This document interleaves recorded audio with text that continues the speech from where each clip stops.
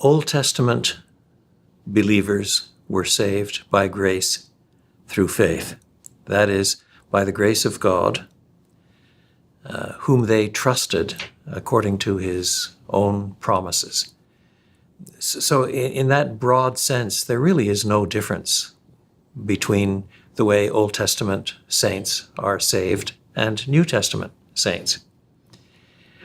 But nevertheless, the obedience of faith that is required under the Mosaic covenant, for example, demands that people worship at the tabernacle, then later at the temple, that they participate in the sacrifices of the Day of Atonement, that they participate in Passover and so on. And even if very few of these people saw clearly how some of these sacrifices pointed forward to the ultimate sacrifice, nevertheless, they took God at his word that just as in the original Passover, if the Israelites sprinkled the door of their house with blood on the side posts and on the lintel, the angel of death would pass over and spare them. So they took God at his word. They believed him. They exercised faith. And by God's good grace, the wrath of God was put aside. And thus by God's gracious arrangement of things, received by the faith of the individual and family Israelite units, they were spared.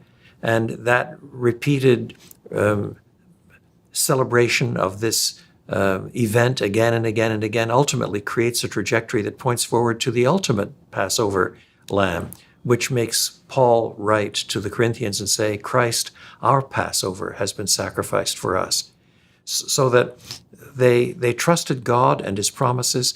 By the arrangement of God, the sins were dealt with, even if they did not see the whole arc as clearly as we can see it by looking back the other direction.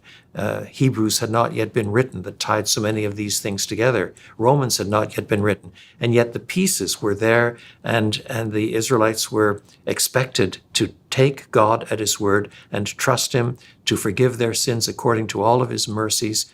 The sacrifice is emblematic of the ultimate sacrifice that was yet to come.